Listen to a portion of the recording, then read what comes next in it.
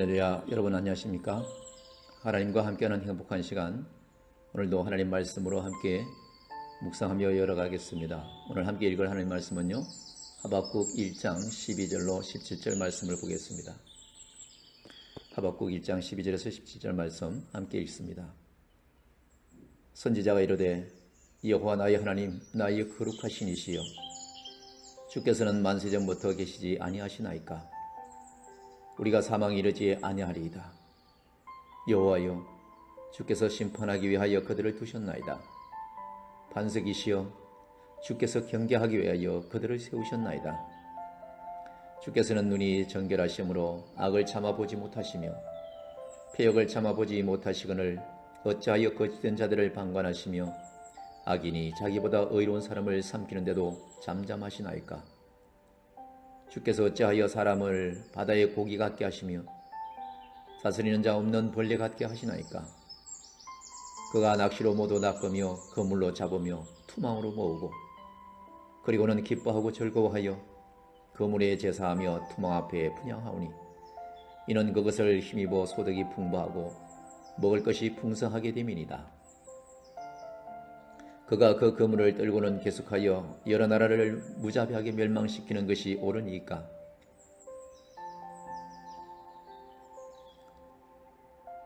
2장 1절 말씀입니다. 내가 내 파수하는 곳에 서며 성루에 서리라.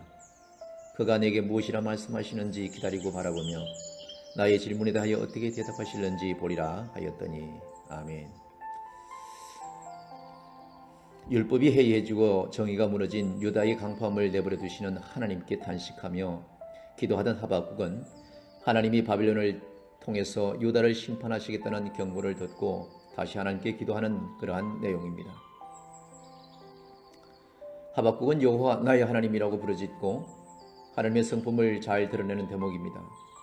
하나님은 거룩한 분이시며 영원 전부터 존재한 분이시며 그러기에 하나님의 징계는 그 백성을 거룩하게 하시고 생명을 주시기 위함이며 하나님의 백성들은 사망에 이르게 하시지 않을 것이라는 믿음을 고백하는 기도를 하고 있죠. 그리고 반석, 곧 이스라엘의 피난처이자 보호자이신 여호와 하나님이 유다를 심판하고 경계하기 위해 바빌론을 일으키셨으므로 이스라엘이 완전히 멸망하지 않을 것이라는 그 믿음을 고백하는 기도가 오늘 있습니다. 주 하나님은 유다의 죄악을 보고 심판하시겠다는 말씀을 통해서 눈이 정결하신 분이시며 악을 참아 두고 보지 못하는 거룩한 분이심을 잘 표현하고 있습니다. 그러나 하박국은 다른 의문을 제기합니다. 하나님이 죄악을 행하는 유다를 심판하기 위해서 더 악한 바빌론을 사용하신다는 것을 또 질문하고 있죠. 악인인 바빌론이 자기보다도 의로운 유다를 삼키는 것이 합당하고 정의로운 일인가를 묻는 대목에서는 하박국의 진솔한 기도의 내용이 담겨져 있습니다. 주 하나님은 사람을 바다의 고기와 다스리는 자 없는 벌레 같게 하셨습니다. 하나님의 형상인 사람은 하나님의 대리 통치자로서 모든 생물을 다스리는 존재였죠. 그러나 이제 하나님이 일으키신 바빌론의 침략을 받아서 다스림을 받는 물고기와 벌레 같은 존재가 되었다고 탄식하는 것입니다. 바빌론은 물고기와 같은 이스라엘을 낚시와 그물로 잡아 투망에 모아 담고 기뻐하는 그러한 모습으로 비유해서 그리고 있습니다.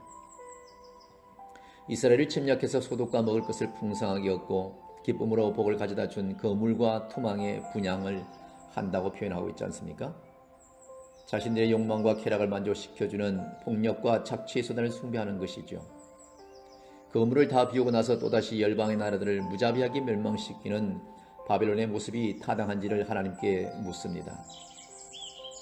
하박국은 대적들의 움직임을 놓치지 않기 위해 주시하고 있는 그 성리의 파수꾼처럼 서서 하나님의 답변을 기다리는 그러한 모습도 오늘 기도에서 볼 수가 있습니다. 세상은요, 끝없이 만족이 없는 욕망과 쾌락을 추구하며 살아가죠.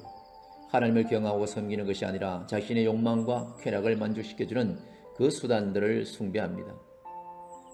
자기의 만족을 위해 행하는 모든 우상 숭배는 곧 자기 숭배입니다. 스스로 하나님처럼 되고자 선악을 알게 하는 나무의 열매를 따먹었던 원죄의 본질과도 같은 것이죠. 더 큰 욕망과 쾌락을 만족시키기 위해서 반드시 따라오는 것이 폭력과 착취입니다. 윤리의식이 높아지고 예전보다 더 빨리 정보화 확산되는 세상이 되었기 때문에 눈에 드러나는 폭력과 착취는 줄어들 것처럼 보이지만 사람들은 여전히 더 교묘하고 세련된 방법으로 폭력과 착취를 하고 이를 통해 부를 축적하고 권력을 얻어내고자 하고 서로를 참으로 좋게 여기는 것이 아니라 서로를 어떻게 하면은 이용할까 하는 그런 생각을 많이 하게 되죠. 성경은 이것이 하나님의 법을 거스르는 악인들의 모습임을 분명히 말씀하고 있습니다. 그리스도의 섬김과 희생으로 세워진 오늘날 교회가 폭력과 착취의 구조에 동참해서는 절대로 안 되는 것입니다.